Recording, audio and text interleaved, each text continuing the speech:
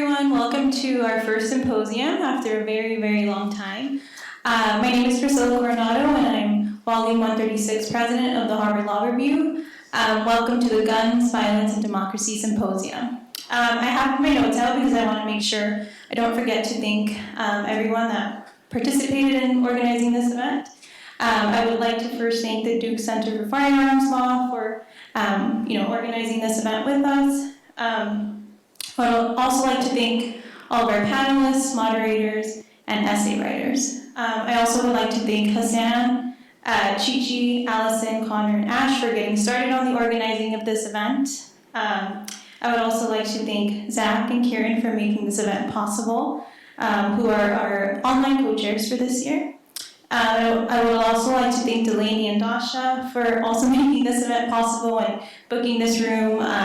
Due to COVID, it was a little hard to get this room booked, but thankfully they made it happen. And thank you to the tech staff and catering staff for all of your work. Again, I'm very excited to host you all. We have great panelists and moderators lined up for you all today. And again, welcome. And I would like to introduce you to Professor Miller, who is also going to give an opening statement.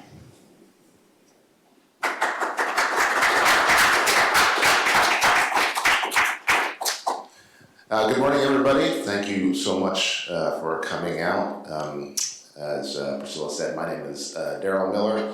I am the faculty co-director of the Duke Center for Firearms Law, along with Joseph Blocher, and our, for a few months left, executive director Jake Charles. Jake, sadly for the center, but great for him, is going to be leaving the center and taking on a full-time tenure track position at Pepperdine. But we fully expect and understand that he's going to be working in this space. We've been generating ideas ever since the center was founded, and look forward to sort of working with him even after he leaves us at Duke. So the Center for Firearms Law, for those of you that are unfamiliar, is a center that's dedicated to a couple propositions. The one is to build firearms law out as a field of scholarly inquiry.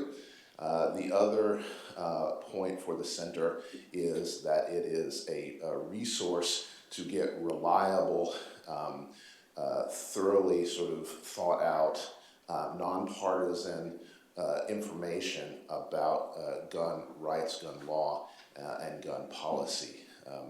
We developed the center in a partnership with funders because we really saw that this was a field of growth. It was a field that really needed to be disciplined by the things that we bring to it as lawyers, as academics, as persons that are thought leaders. And we've been really happy with the success of the center. I want to really thank the Harvard Law Review for accepting this symposia idea. It's really couldn't come at a more important time, I think, with all these topics really being at the forefront and renewed. It's great to be back at my alma mater. I went here for law school. I'm really happy to see that the Harvard Law Review, after so many years, is in such good hands, and hopefully before I leave, I'm going to go find my old seat in Gannett House, where I used to subsite all day and reminisce. But it's great to be here. It's great to partner with the Harvard Law Review. Thanks so much to all the editors. And really look forward to working with you to get this scholarship out and advance the mission of both the center and hopefully the review as well. And with that, I think we will start our first panel. My name is Guy Charles. I'm a law professor here at Harvard, and it is a distinctive pleasure to be moderating this panel. My job here is to simply introduce the panelists, get them to fight, and for you to have a good time asking your questions to them. I will be very brief in my introductions on this very first panel, which is Guns and Democratic Governance. So first, to my immediate left is Professor Fernita Tolson, who is the Vice Dean for Faculty and Academic Affairs and Professor of Law at the University of Southern California School of Law. She is a law and democracy scholar and really one of the leading scholars of her generation. So it's a distinctive pleasure to be on the panel with her. Next to her is my friend and former colleague, as you've already met him, Professor Darrell Miller, who is the Melvin G. Professor of Law at Duke Law School. And he is obviously a scholar of the Second Amendment, but also of civil rights and broader and legal history. And also a distinguished scholar in his own right, not just in the area of guns, but as I said, broader in the context of civil rights and constitutional rights and legal regulation. And of course, Jake Charles. We do share last name, as some of you could see that he is my younger brother. That is not true, by the way, Jake. I don't want you to get a bad reputation by being associated with me. You should have chosen a different last name. It's not my fault, though. As Professor Miller already said, Jake is going to be a professor of law at Pepperdine. He is currently the executive director for the Center for Firearms and a lecturing fellow at Duke Law School, and has already built a very strong reputation at Duke as a scholar of the Second Amendment, among other areas. So my distinctive pleasure, the panelists will go in the order that I have introduced them. They will each take 10 to 12 minutes, and I will be ruthless at minute 12 and a half. We will summarily cut them off, so that way you can have time to engage and they can have time to engage with one another. Fernita's giving me that look. I will not cut her off. If you know Fernita, if you've seen her on television, you know I will not cut her off. All right, let's start with Fernita. You're up.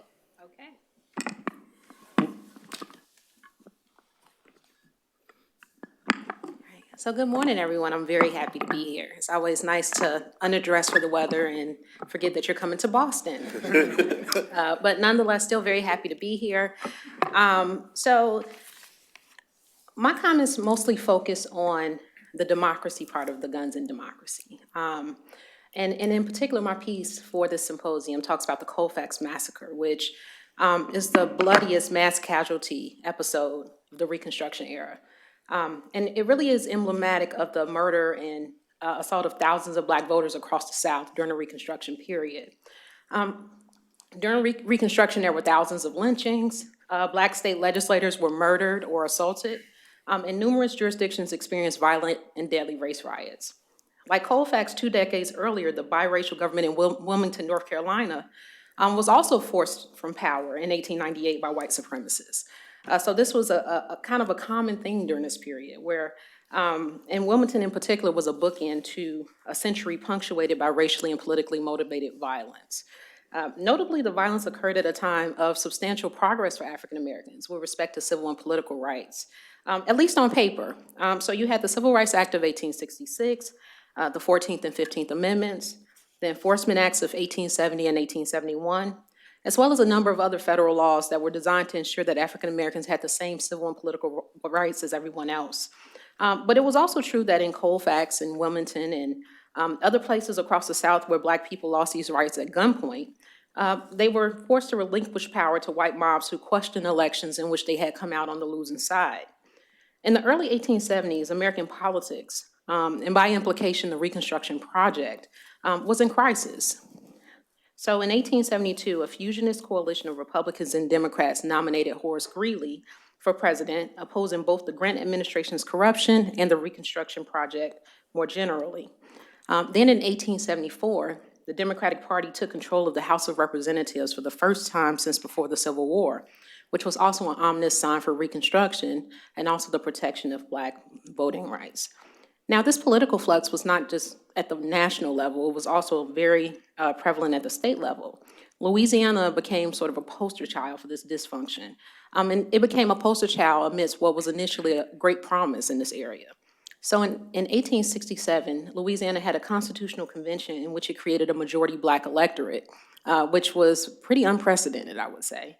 And the electorate then approved a new constitution, and they elected Republicans of all stripes to state government. So Black, white, mixed race individuals were all elected. And one particular accomplishment was that the lieutenant governor was both mixed race and an ex-slave. But things fell apart pretty quickly. The state Republican Party split, and so you had the governor who was willing to pair with Democrats, and then there were still those Republicans that supported President Grant. The Republican governor in particular created a fusionist coalition with these Democrats, much like the one that we saw at the national level in 1872. So in the 1872 elections, he actually aligned himself with a Democratic candidate for governor. And the 1872 elections in particular were marked by forced fraud and violence. Importantly, the governor used his control of the state election apparatus to further the ends of the Democratic candidate for governor, and he also used his own personal militia to do the same. In the end, President Grant had to send in troops to Louisiana in order to back the Republican in the race. Rural Louisiana was a little bit different from the violence that you saw on the streets of New Orleans and Shreveport. In part, there were no federal troops that were present to protect the Black voters in the more rural parishes. But these rural parishes also had their fusionist slates for local offices. So these fusionist slates at the local level also sought to establish themselves as the only legitimate office holders. And in Grant Parish, which is where Colfax was located, there was a fusionist slate that had even less legitimate claim to the offices that they sought to take over. In Grant Parish in particular, Black and mixed race voters outnumbered the number of white voters in the parish. So it was pretty clear that the slate supported by the Republican candidate won the 1872 races. In fact, one interesting fact about Grant Parish is that the parish itself had been created in order to protect minority voters and the formerly enslaved. So this is why the numbers were somewhat lopsided in terms of Black and mixed race voters outnumbering whites in the parish.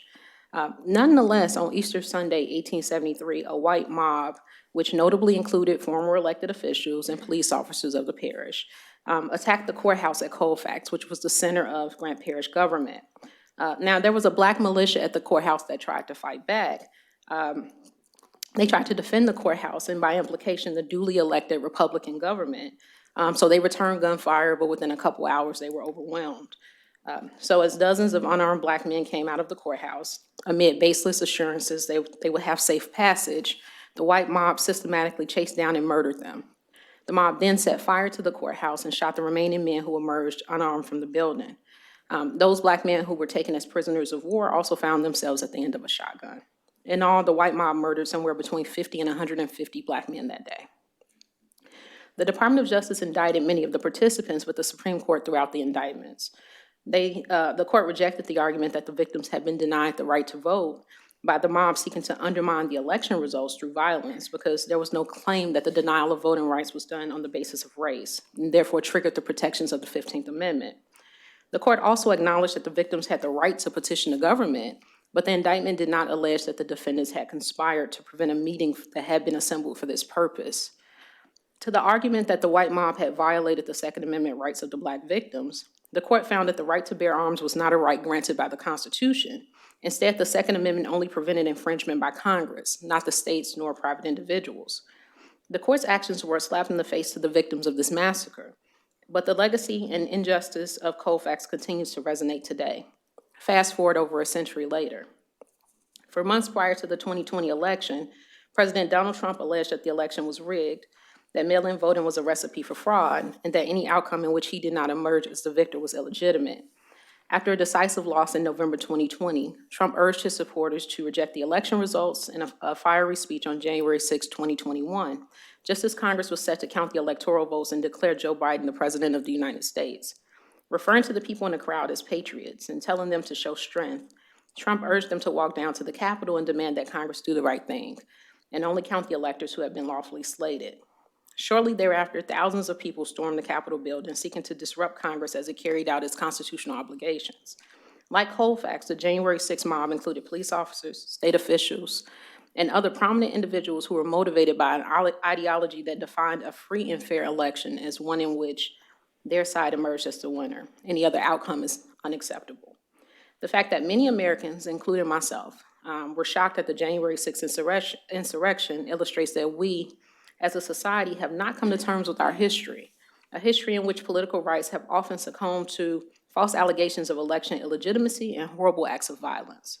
The 1873 massacre at the courthouse in Colfax illustrates how a disputed election can quickly turn into a loss of democracy at gunpoint. And United States versus Cruikshank shows how the court can be complicit in undermining democracy. In Cruikshank, the court held that Congress could protect individuals from private violence with respect to a limited number of rights, not the Second Amendment, in limited circumstances, if the abridgment is on the basis of race or to position of government, and only if the indictment is precise. In so holding, the court disregarded the Black victims in Grant Parish, rendering their rights mere parchment barriers in the face of white violence. Similarly, the Roberts Court has undermined robust federal protection of the right to vote, even in the face of the January 6th Capitol insurrection, which, like Colfax, was also about challenging election outcomes with violence. Like the Cruikshank Court, the Roberts Court has created a hierarchy of rights. Unfortunately, the rights necessary for democracy are the ones that Congress can protect in only limited circumstances. The Roberts Court has gutted key provisions of the Voting Rights Act of 1965, undermining protections for minority voting rights in both Shelby County, which invalidated portions of the Act's pre-clearance provisions, and the Brnovich decision, which significantly limited the effectiveness of Section 2 of the Voting Rights Act by making it difficult to challenge state laws that have been conclusively shown to disproportionately affect minority voters. More recently, the court has failed to protect minority voters in Alabama and Wisconsin from having their political power diminished during the legislative and congressional redistricting process that has followed the 2026 census. The Roberts Court, like the Cruikshank Court before it, has hampered Congress's ability to protect the constitutional rights of racial minorities in the face of both political dysfunction at the state level and angry white mobs seeking to vindicate illegitimate electoral wins through violence. The court's actions have relegated the right to vote, which has often stood in the gap between democracy and anarchy, into a guarantee not worth the paper it is written on. Thank you. That was so depressing. Your own self-assessment. Professor Miller. Thank you so much. Thanks, Guy. I'm going to talk a little bit about the origins of the paper and what motivated it, and then pass off the baton to my co-author, Jake. This piece that we have written called "Violence and Non-Delegation" is sort of the prequel. How do we describe it? The prequel to a project that we are working on jointly on what we call the New Outlawry, and I'll explain a little bit about that in the context of the origins of the project. So I think the best way to describe it is that we're living in an incredible time in which we see a divergence in the kinds of rules, mechanisms, breaks that are imposed on the public use of violence on behalf of the public and the private use of violence. So what precipitated this particular project is a number of things. One is, many years ago, I remember reading on the Volokh conspiracy back when I think it was still part of the Washington Post. Eugene Volokh, who's an eminent scholar, mostly from the right on the areas of First Amendment and on firearms, had commented about a shooting that occurred in a Chicago diner. So somebody had essentially snatched a purse or had done some kind of property crime, was trying to get away, and an legally armed person there shot the person as they were leaving. And Eugene had written that this was perfectly legal under Illinois law and in the laws of many states. And I found that incredibly perplexing because I also, in addition to writing on the Second Amendment and on guns, I teach civil rights litigation.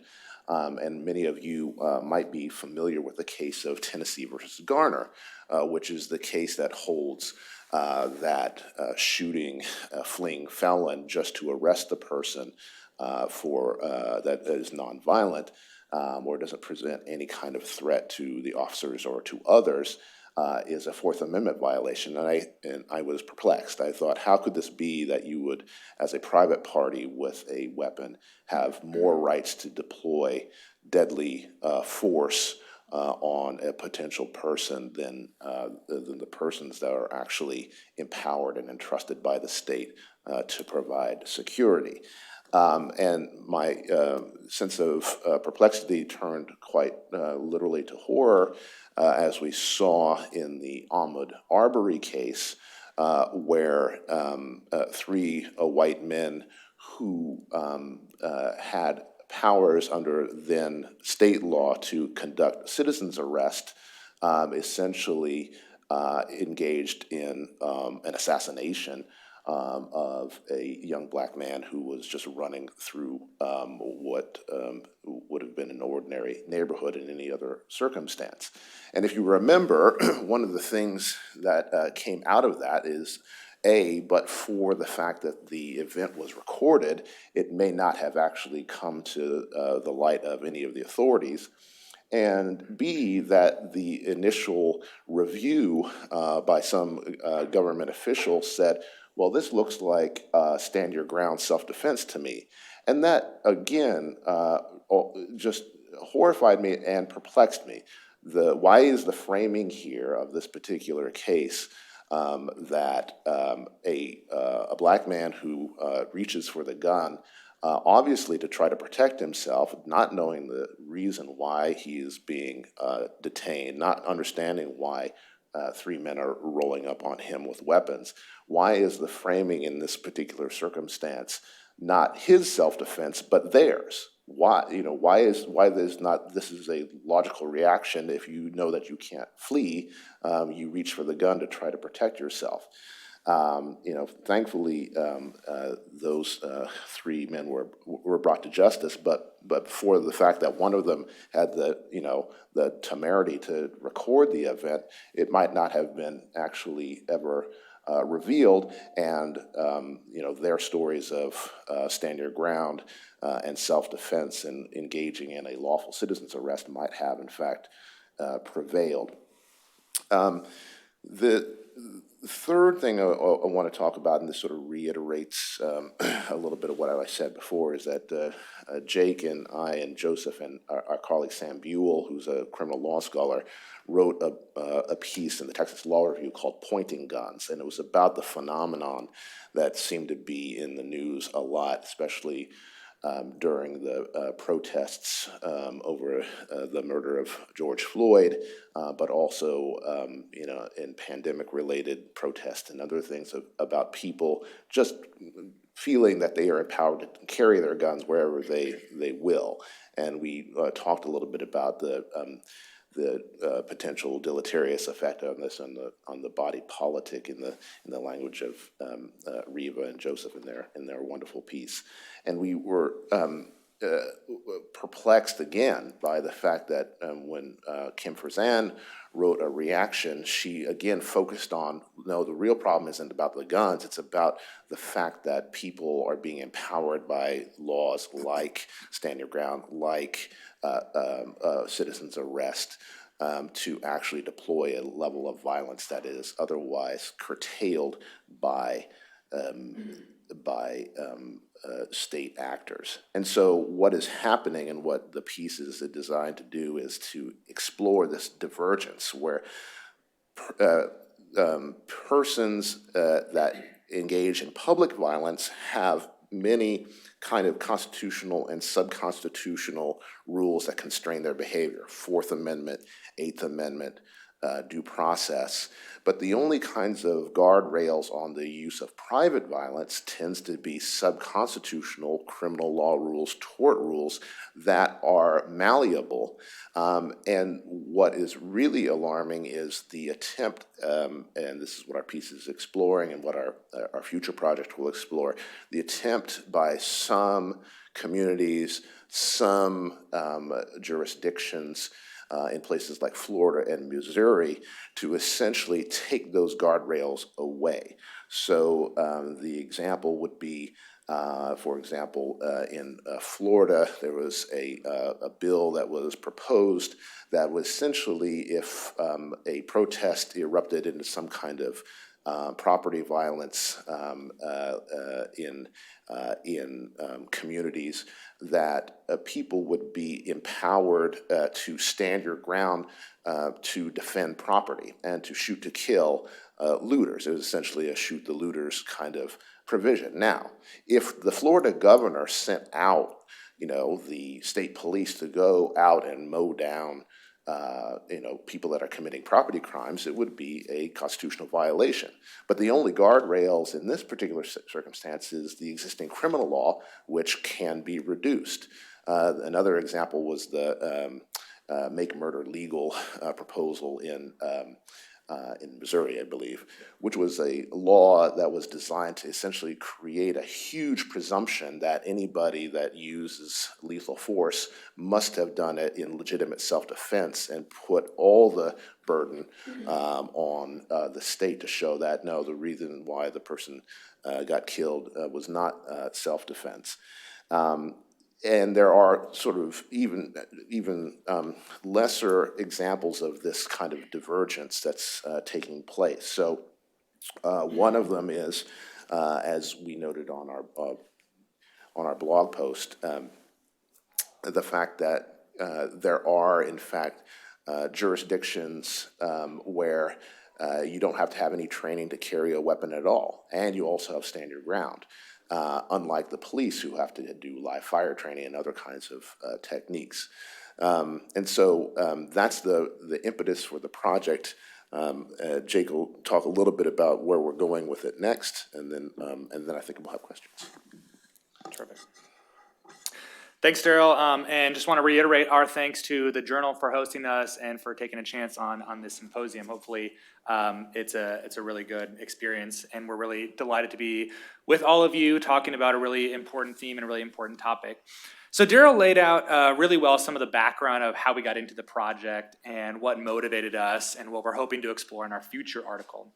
I'm going to spend a little bit of time talking about what some mechanisms of constitutional accountability might be for authorized private violence, and then raise some further questions that our puzzling through these issues has brought about. So first, what do we do with this formal difference that Daryl talked about between the existing legal structure that has constraints, constitutional constraints on public violence, and the seeming lack of constitutional constraints on private violence? One answer might be that we do nothing. And that might be an appropriate response if you think that the other mechanisms are performing fairly well, tort law or criminal law.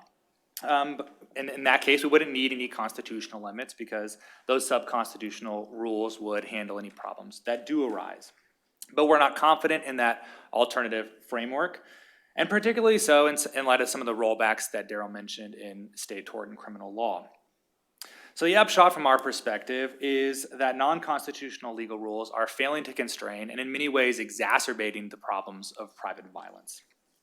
Another response to this concern about the divergence between limits on public and private violence is that there shouldn't be any constitutional limits on private violence, because it's private and not governmental action. Here we think this too quickly dismisses the state's role in authorizing and legitimizing these actions of private violence. So from our perspective, there are at least two frameworks within which we can think about the relationship between authorized private violence and constitutional responsibilities. The state action doctrine, obviously, and then the private delegation doctrine. I'll talk a little bit about each of these before raising a couple briefly other ways in which constitutional limits might apply to these kind of laws. Starting with state action, the court's jurisprudence on this issue has often been considered incoherent and ill-defined. Of course, the 1948 decision in Shelley versus Kramer is a landmark decision in which the Supreme Court said that a state court could not, through its judges, ratify private conduct that the state or localities could not do on their own. But the court has not read Shelley as broadly as that description might suggest.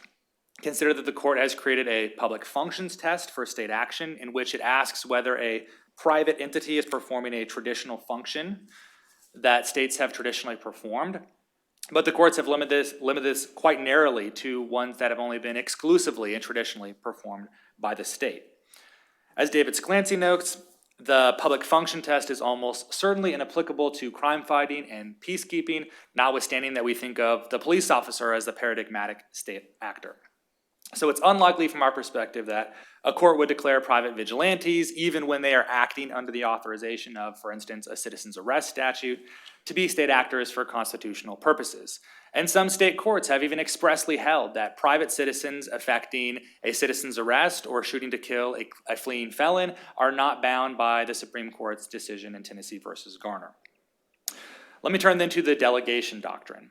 While the state actor doctrine focuses on the individual force wielder, whether that person, that private person, becomes a public official for certain purposes, the delegation doctrine focuses on the legislative act itself. So the delegation doctrines focus on the delegation or the delegator, whereas the state action doctrine is focused on the delegatee.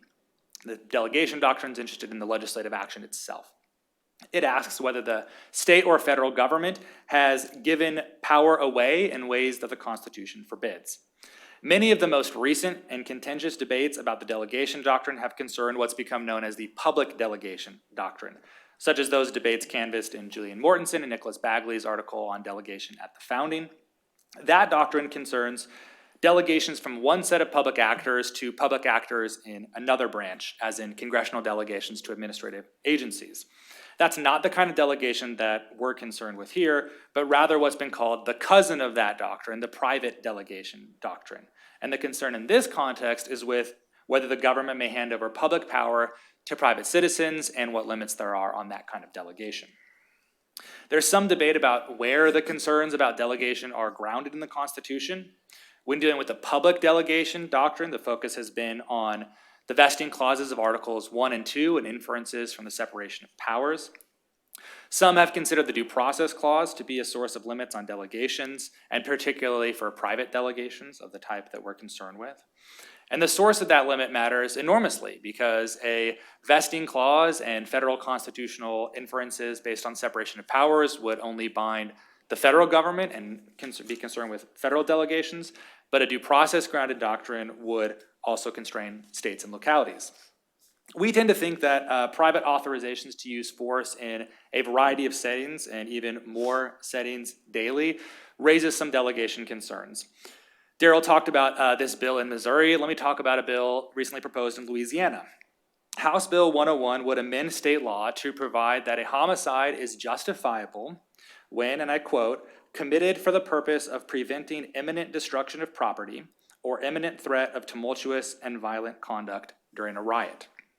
To be clear, this would authorize private citizens to use deadly force in situations in which it would be constitutionally impermissible for a police officer to use deadly force, and to stop crimes for which it would be constitutionally impermissible for the state to impose the death penalty.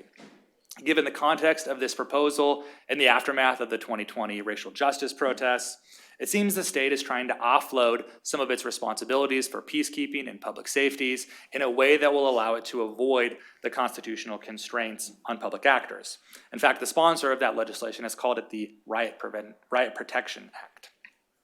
So thinking specifically about violence authorization as private delegation could be a fruitful way to check ever-broadening permissions for private citizens to use force against one another. Next, I'll touch very briefly on some other constitutional constraints that may come into play. To the extent that proposals like the Louisiana one that I just mentioned appear to withdraw the protection of the law in certain circumstances, it might represent a form of new outlawry. Daryl talked about how this is going to be our next project, where we're describing these kind of laws as impermissibly removing the state's protection for certain groups of people in the same or in a similar way that old classic traditional outlawry removed the protection of the law for those who were accused of certain kinds of wrongdoing, and in which a declaration of outlawry could mean that anyone in the community would be able to kill that person with impunity.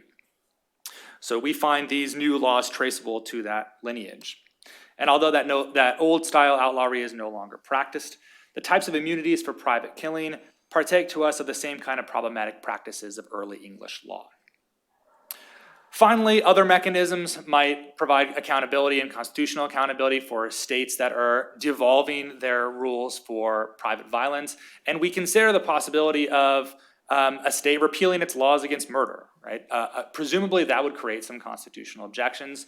What about a state that has a purely subjective standard for self-defense? What about a state that allows the use of deadly force anytime that someone fears any kind of personal or emotional insult? There has to be some limit, we think, at which the state's permission for private violence is going to raise constitutional questions. So in addition to those I already mentioned, there might be some concerns about Republican form of government, whether the state is actually providing the safety and security necessary for individuals to be able to participate and share political power. There might be even concerns under the 13th Amendment about what the state is doing and who it's protecting and who it's not protecting. And we're not talking so much about what enforcement of those constitutional constraints would be, so much as whether or not the Constitution constrains these actions in the first place. So some puzzles that we've been thinking about as we've been thinking through these questions, and that we'd be very open to hearing feedback on as we develop this piece into our longer article. So one question I raised earlier is the source of that restriction and how it might differently affect federal delegation versus state and local ones. Almost all the proposals that we're talking about and that we see are coming from state and local governments. So this delegation battle is differently situated than the one over the federal administrative state. Second, we're grappling with the question of what kind of accountability is necessary to hold this private violence in check.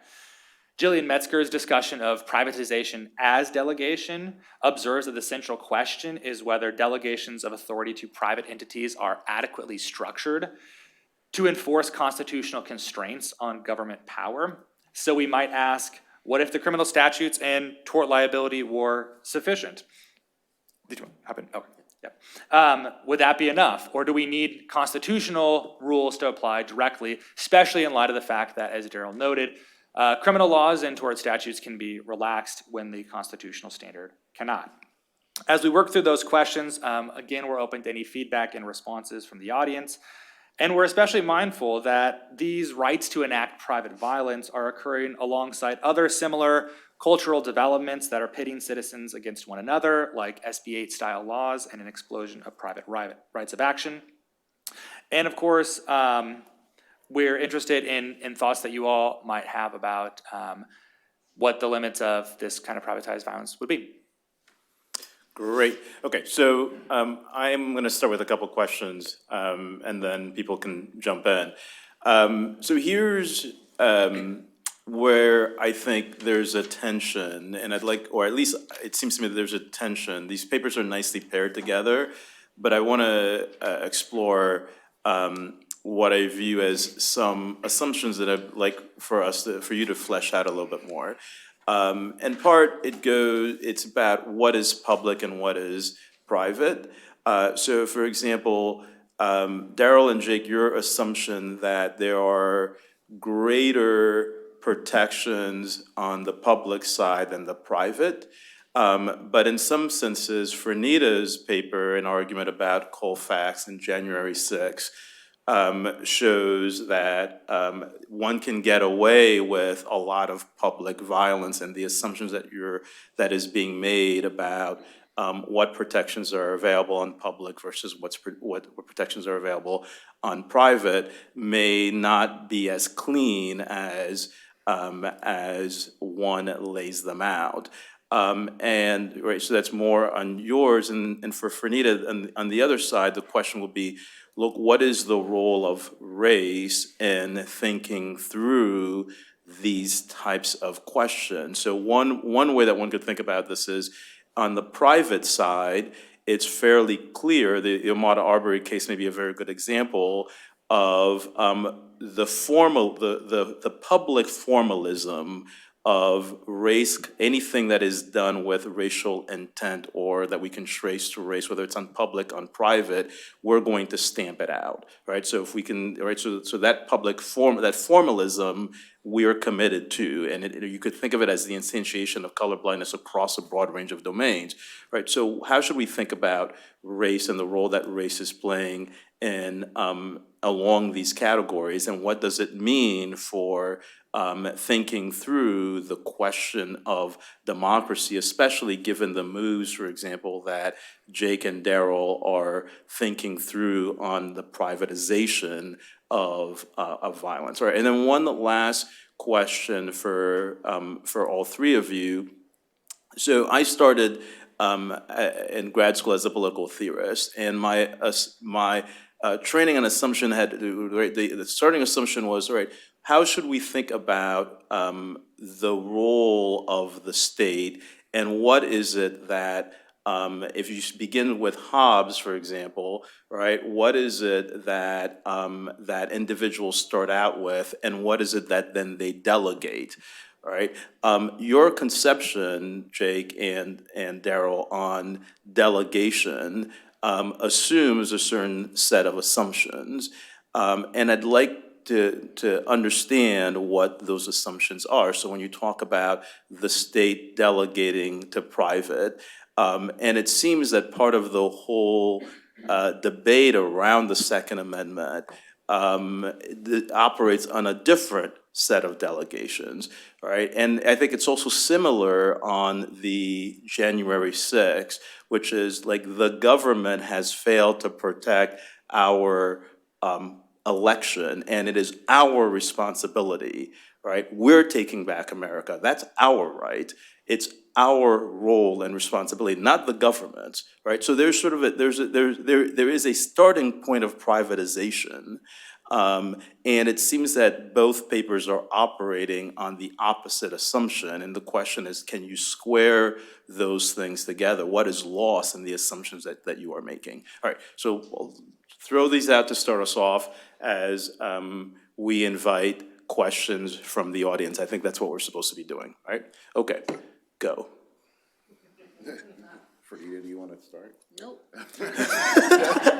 All right, so I'll take a swing at some of this. So, I mean, there's a lot baked into the questions, and as always, you're pointing to the sort of the softness in terms of the conceptual framework we have here. And I think it's fair to say that you invoked Hobbes, and Jake and I think, are sort of starting with the presumption that, like, in any kind of system of government, one of the things that you do is you surrender your right to, as Locke said, sort of execute your own executive judgment on others. And one of the problems here is that the way and how is that managed, right? How are those boundaries managed? Well, they're usually managed through something like the criminal law. But what we're seeing here is an experiment, and essentially saying, well, we're going to relax those presumptions. You're going to be able to make some kind of judgment about whether that person is in fact a rioter, where that person is in fact a threat. Very quick interruption, but isn't that part of the debate, right? Isn't so the reason why you're seeing the laws, the state laws that you're articulating, is because some people disagree with that fundamental assumption that you didn't surrender, right? And that is something that you are entitled to as a sort of, how do you deal with sort of that fundamental disagreement? And I think, I would say that I'm not sure that they're right. All right. So as a matter, a piece that I wrote many years ago was that the conception that is driving this is that there's something irreducible, fundamental, natural about self-defense. And I'm not sure that as a matter of legal history that's actually accurate. So if we're talking about what is not the political theorist environment, but the legal framework upon which that kind of theory is built, if the presumption is, you surrender a bunch of stuff, but you never surrender a sort of irreducible natural right to defend yourself against harms, I'm not sure that's true. I mean, it used to be that any act of self-defense required the forgiveness of the sovereign. Why? Because the sovereign was the one that actually had the power to levy out this kind of coercive force. That was just the deal. And so when people say, oh, there's sort of a natural right, as a legal matter and historical matter, I'm not sure that's really that accurate. So that's where I think I would push back at that presumption. Now, you know, we can have disagreements. We can have disagreements about all this kind of thing, and that's why we're writing the piece. But there are better sort of legal arguments about where you're coming from, and worse ones. And what we're trying to traffic in is the law side of this, not necessarily the politics side of it. The last thing I would say is, you know, when it comes to when it comes to sort of these sort of fundamental disagreements, sometimes I think we're just it's a boundary problem, right? You know, if we're talking about you know, the right to revolution, or when do people get to make their own choices about when to harm other people's, we're kind of out. There's an aspect of it in which we are outside what law does, and we're just trafficking in claims about natural rights. And I'm not sure that law itself can speak to that in any intelligent way, probably because I'm far more of a positivist than a natural law guy. Yeah, I agree with that. And just to add, it seems like your question is, maybe these aren't delegations at all because people retain these rights. And so the government is not delegating any rights to private violence because individuals never gave these rights up. And I'll just echo what Daryl said. I think, you know, on a Lockean conception, individuals in the state of nature, when they enter into society, give up their rights to execute a whole bunch of different kinds of force. They retain a right of self-defense, but they give up rights to use force to prevent crime. They give up the rights to punish crime or criminal actions. They give up the rights to effect an arrest unless they're acting as public entities. And even when they retain the rights to self-defense, Locke and Hobbes are recognizing that the state has the ability and the authority to condition the rights of self-defense, what that looks like as a matter of positive law. And there might be debates at the margins about a too restrictive notion of what is lawful self-defense being an infringement on this natural right of self-defense that you have. But I think we see the opposite concern, which is not a too narrowly constricted right of self-defense, but a too broad right to exercise other kinds of violence, in which a kind of healthy political theory and certainly the way that you know, U.S. democracy has been heading is that the state is the agent who has a monopoly on legitimizing the use of force. So not that it is the only entity that uses force, but it passes on every use of force and describes it as legitimate or illegitimate. And so when there are actions that the state is saying, this is legitimate kinds of force, you know, we think that's implicating the state as an actor there. And I want to speak just really quickly, because you had asked about the race issue, and I think this is an important point, which is, you know, our take, which we articulated in the pointing guns piece, but we'll probably pick up again in the new outlawry, is there's all kinds of distributional consequences when you end up sort of small d democratizing violence, right? So what happens is, you know, the political levers that you can pull when you're upset at, for example, the police, you can't pull when it's Trayvon Martin being shot. Like, I don't know what political lever am I supposed to pull to get better training to, you know, have de-escalation techniques. I don't. There's not a mechanism to pull that. The other thing is it just feeds into what the social scientists tend to have shown, which is that race and perceptions of threat are correlated. And that, so if you democratize violence, if you say there is no guardrails and people get to make their own estimations about who's a threat and who's not, that tends to be incredibly racially skewed. It's not evenly distributed in terms of the way people, you know, understand or perceive the person's actions. You know, the so-called shooter game, which is well documented, shows that, for example, African American males, for example, are more often misperceived to be reaching for something that is a weapon as opposed to something that is innocuous, like a wallet or a tool or a cell phone. So in thinking through the role of race with respect to this public-private distinction, one thing that has always been interesting to me is that if you look at Cruikshank, the court is making an assumption about the state's role, just in terms of the states as being the primary guarantors of civil rights and political rights. And so, you know, and we tend to think about this from the perspective of Congress, right? We know that Congress wanted to expand its role in protecting rights. And so we criticize the Cruikshank court for, you know, sort of saying, you know, states have this outsized role, sort of ignoring the role of Congress, but also ignoring the role of private individuals and undermining rights protection. But if we're honest with ourselves, it's not an assumption that's totally off base. One of the reasons why I started my comments with noting that the Louisiana State Legislature was one of the most racially diverse in history is because, to some extent, the idea if you have these racially diverse state legislatures, you can kind of assume that they will be engaged in some level of rights protection, right? That there will be the kind of partnership that the Cruikshank court seems to imagine in terms of the states taking the first crack at protecting rights. But it was just very different from the facts on the ground, right? So the facts on the ground were that you had these very rural parishes where people didn't have the benefit of being in New Orleans and being in Shreveport where they can call on the state legislature or even federal officials to help them. And even more importantly, by the time Cruikshank was decided, it was pretty clear that the state level governments were under increasing threat from white supremacist groups and so on. So it just wasn't really reflective of the facts on the ground.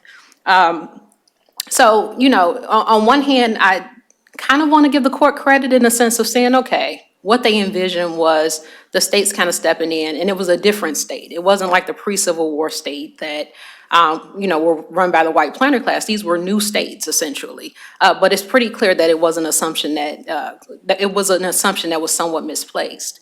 But I don't think you can make that assumption today at all. Right, like if you look at, and in particular, Daryl and Jake's comments, you really do have states who are actively working to make it easier for private individuals to kill people. And so for me, the role of race in understanding this public-private distinction honestly makes more sense in the context of Cruikshank if you sort of take the court at its word, which don't. But if you take the court at its word that these states have been remade, right, in the wake of the Reconstruction Project, whereas today that is clearly not happening, right? So the ability of sort of outsourcing these responsibilities to private individuals in some ways is even more ominous today because you don't have the promise of Reconstruction.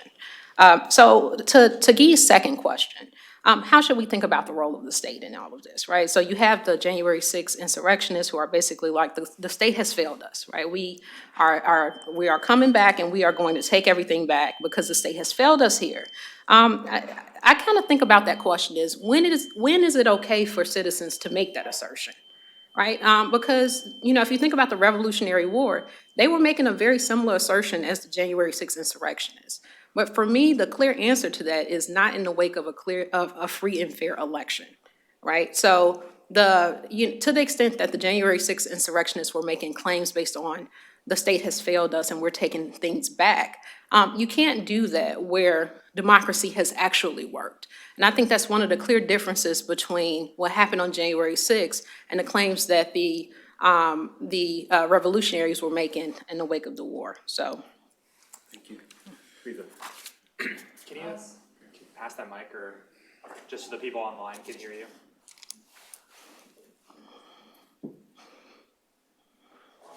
Thanks.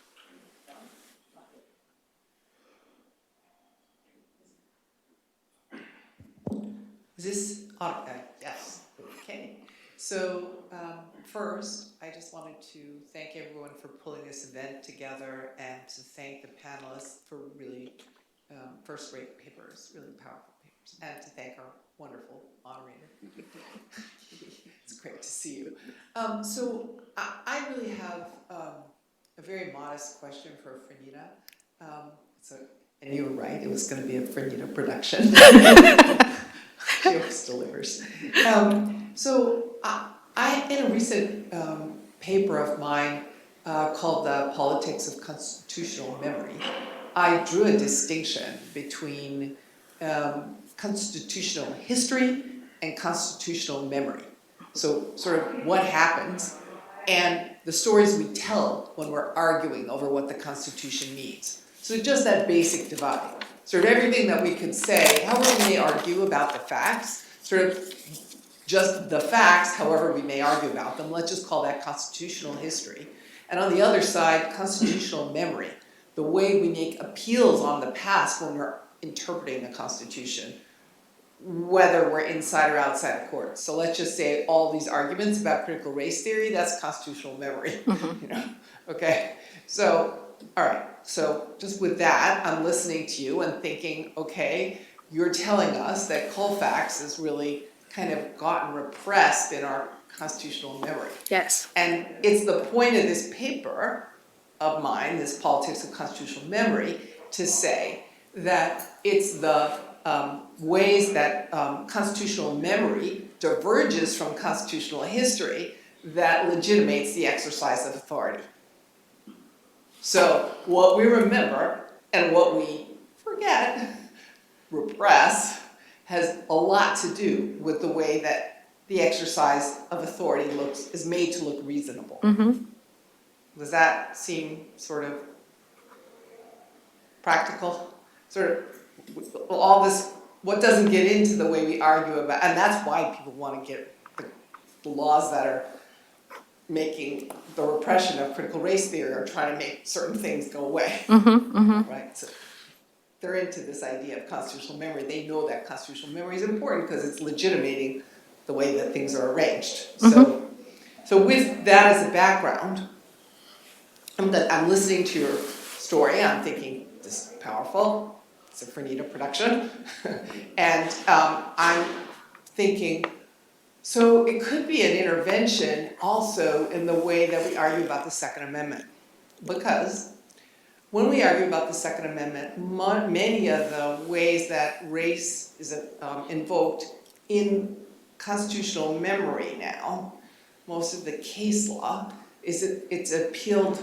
Race discrimination is talked about as a justification for expanding Second Amendment rights.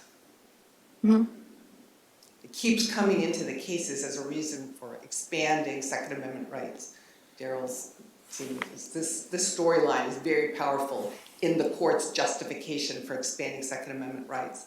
And I was listening to your story and thinking that with more tellings of Colfax and other of these scenes, it could be an expansion of what's called sensitive places doctrine in Second Amendment law, reasons for expanding the government's authority to protect safety, create spaces for not only voting, but creating spaces for public deliberation, for creating a public sphere, for creating the safety of democratic competences, for creating a space for politics. So a reason that we have how white supremacy in our past present make it important for government to exercise authority to constrain the exercise of guns as opposed to protect gun rights. Does that sequence of events or sort of set of relationships make any, I'll just let you respond to that. So the idea is that if we fully understand, I'm sorry, yes. Yes. I'm essentially free from election law to Second Amendment law as possible, but you could say, no, that's too doctrinal or too practical. I'm just giving it to you.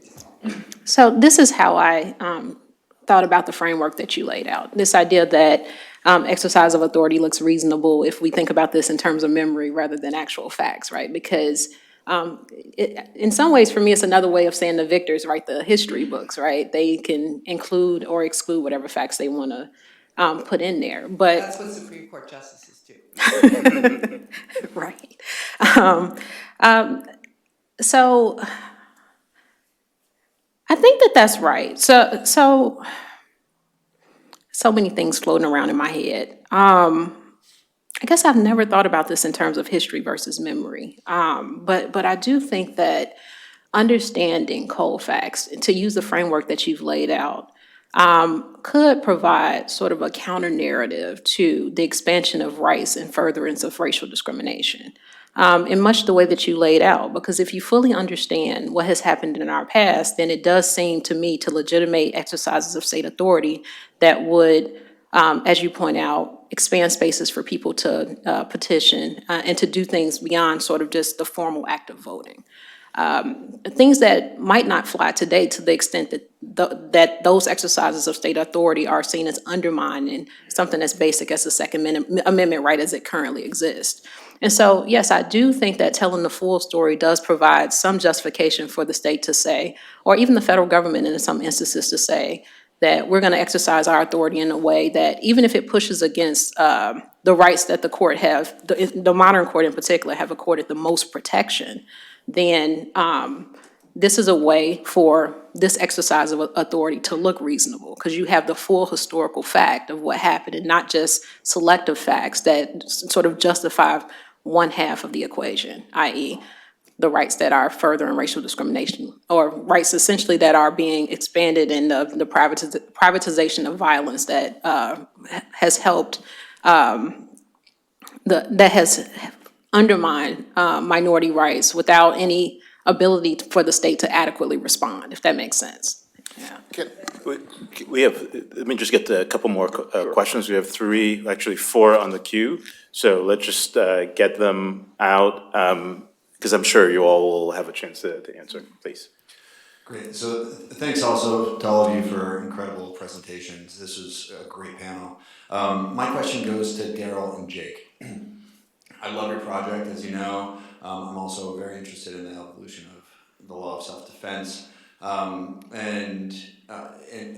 your project raises something that goes beyond just self-defense per se, which is the way that the law traditionally or currently handles private violence to stop crimes. And Jake, one of the things that you mentioned was that when you enter into society, you give up the right to use private violence to stop crimes, but there always has been an exception to that. The Model Penal Code, for instance, allows you to use private violence to stop kidnapping, rape, murder, and there's variability in the way that different jurisdictions deal with this. So in Texas, where I am, for instance, it's long been the law that you can use lethal force to stop a robbery. And so I guess my question for you is somewhat practical, which is, do you have a framework or a theory for when you go beyond this long-standing ability to use lethal force to stop some crimes, to move into an area where all of a sudden you've got a delegation problem? Is there a point beyond which you go too far, and how do we draw that line? So, Do you want to get the questions? oh, are you gonna get all the questions first?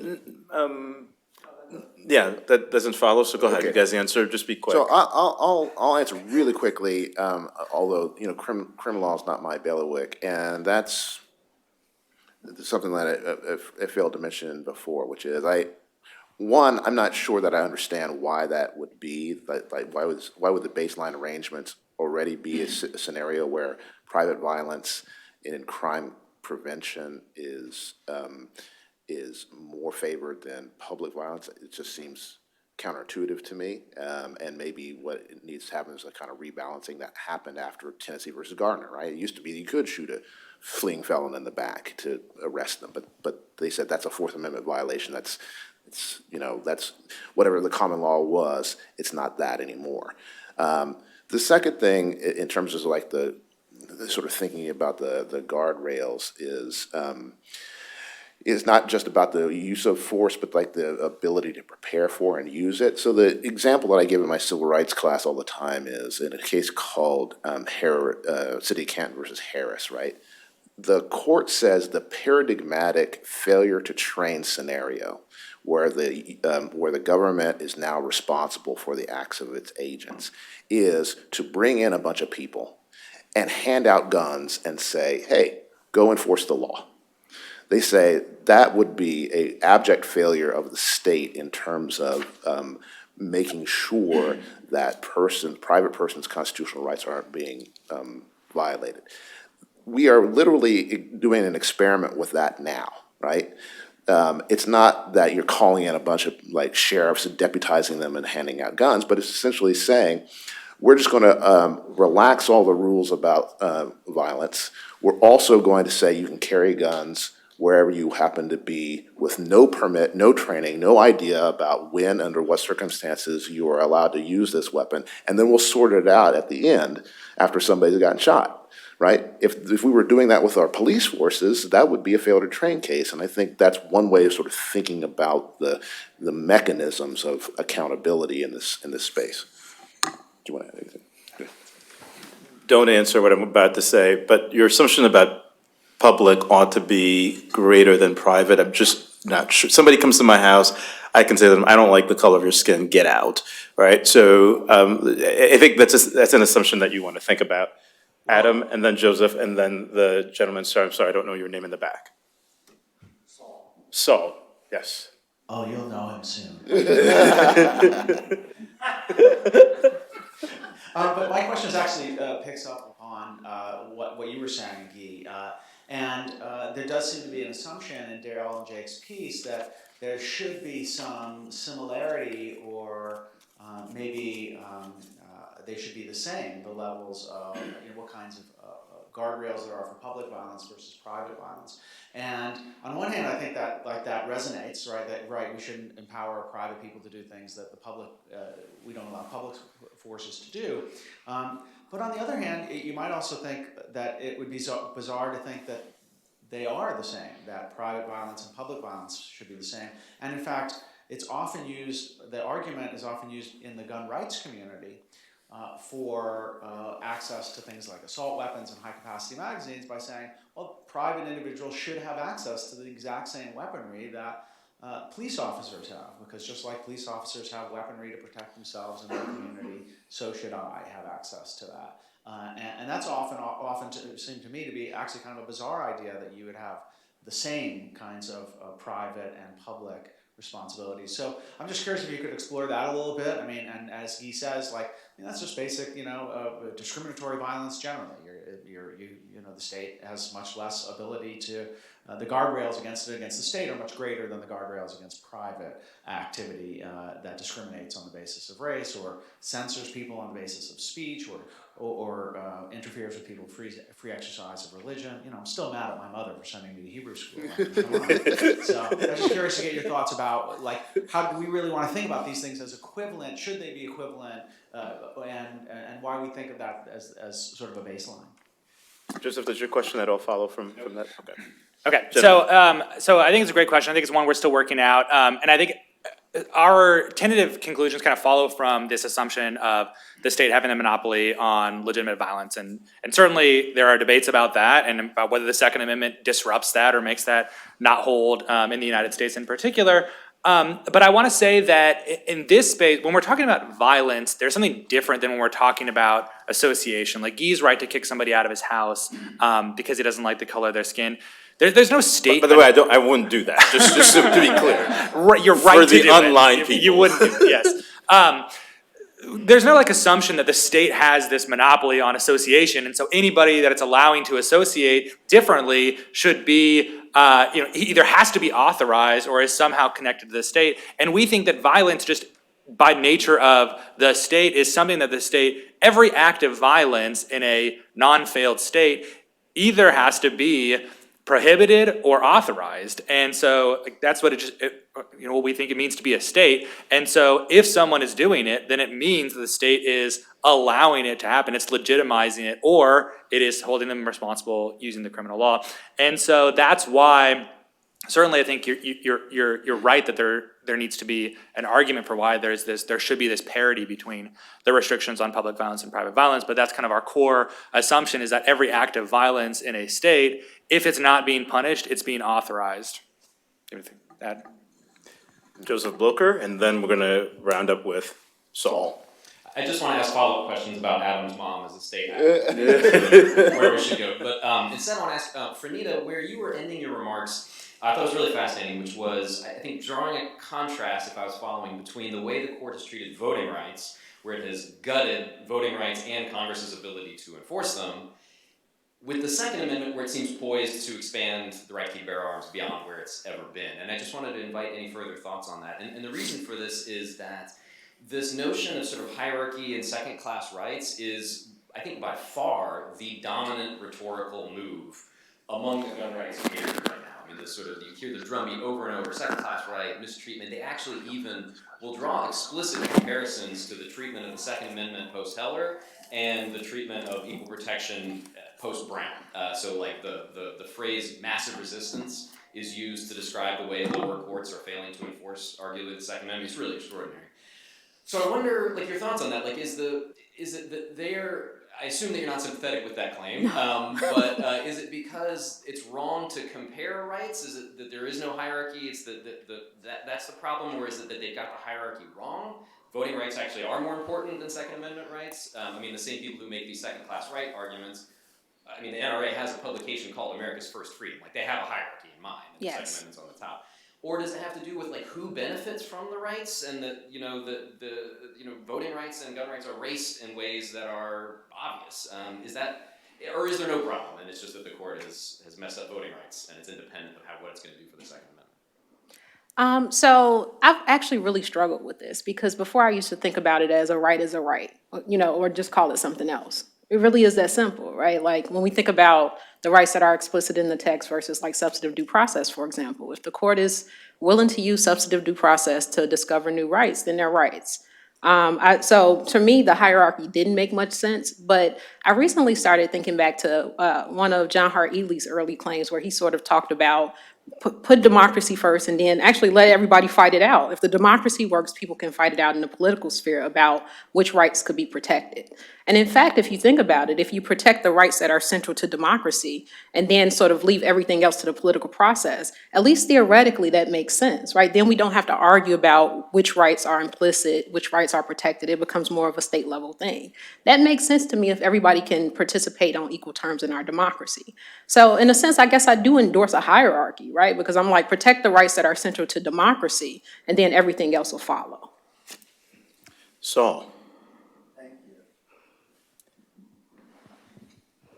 Well, I just want to add my voice to say what a great panel this has been and how wonderful it is to have a conference like this here, because I've been working on this topic for a while, and I can tell you some of the places I had to go to present papers on this, they all had directions in front of their name. So, you know, the only chance of going to Harvard back then would have been if it was East, West, Southern, Harvard Agricultural Law School, and then they would have hosted a conference after, 6 days of travel. So it's nice to be doing a conference like this in Boston. So, I sent my kids to Montessori school, and one of the things they did in Montessori school is that before you talk, say whether you're making a comment or asking a question, which I think would be a good practice for all academics to adopt. So I have a comment and a question. So my comment is for Fernita. About a decade ago, I was doing a workshop in Louisiana, one parish over from Colfax. And I was talking about Colfax, and I referred to the Colfax massacre, and somebody raised their hand and said, "Don't you mean the Colfax riot?" And what was fascinating about it is all of the white teachers had been taught about the Colfax riot, and all of the African American teachers in the room, and several of the younger white teachers had been taught about the Colfax massacre, which I think speaks directly to Reva's point about the difference between constitutional history and constitutional memory.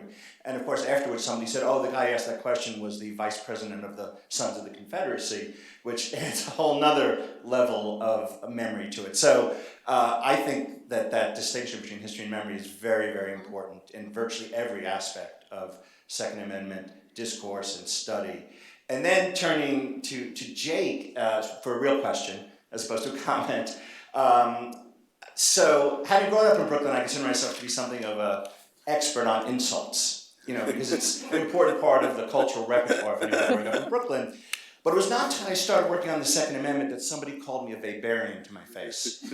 And it seems to me that it's really one of the most remarkable things about this debate is that calling someone a Weberian is an insult, really on par with sort of talking about, the provenance and genealogy of one's mother, which was, of course, the lowest point in Brooklyn, which was always fighting word. So, I mean, do you have any thoughts about how this kind of anti-Weberian, this fundamental belief that that violence is not just democratized, it's atomized, where we really are still in a state of nature where you don't cede the monopoly of force. I mean, that does seem to me what's driving virtually everyone I know in the gun rights community is fundamentally anti-barbarian. Yeah, I guess I don't have strong thoughts on that, except for to say that, you know, it's certainly arguments that we see in these Second Amendment debates that, you know, going back to Sandy Levinson's piece, where he argued that the Second Amendment was a rejection, at least in some respects, of Weber's conception of the state having a monopoly on the legitimate use of force. I mean, it's something that Daryl and I are going to be grappling with in the piece. It's just, for me, I'll say, it's not persuasive when we're talking about a modern state, that a modern state is not going to have exercises of violence, that it's not going to, they're not going to be, well, there shouldn't be murders that are not investigated, right? That we just say, well, that's somebody else exercising the use of force that's not connected to the state, and that it's a hallmark of modern nation states that when there is violence, there is or should be investigations into it, and then there should be consequences and responsibility for exercises of violence that are not permitted by the law. And I'll say that there's nothing I see in the text, certainly in the text of the Second Amendment, or in the historical debates over the Second Amendment, that talked about actual exercises of force being somehow immune from the state's regulation. And, you know, as you've written on, that the Second Amendment, properly historically understood, was intimately tied up with historical regulation and the state's involvement in who had access to guns and what they could do with their guns. Last question, Reva Siegel.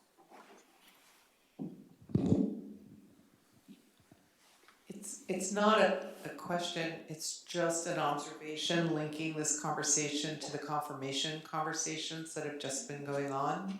And I only wanted to say that as important as, I was trying to be very brief, so I probably was less clear than I could have been about this concept of memory, which is regulative, as you were just saying, and very powerful.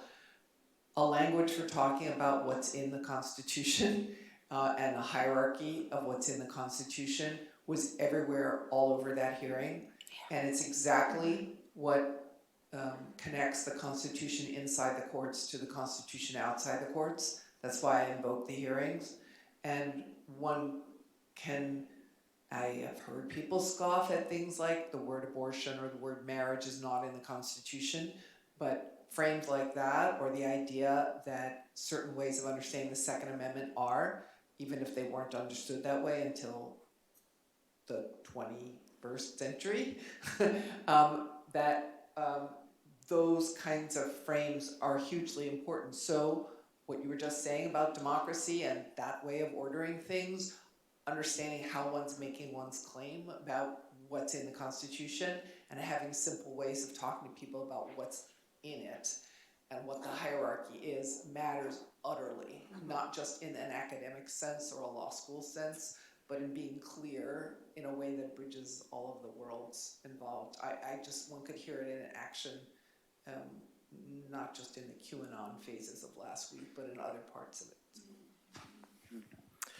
Very well said. I think this concludes the first panel on my responsibilities.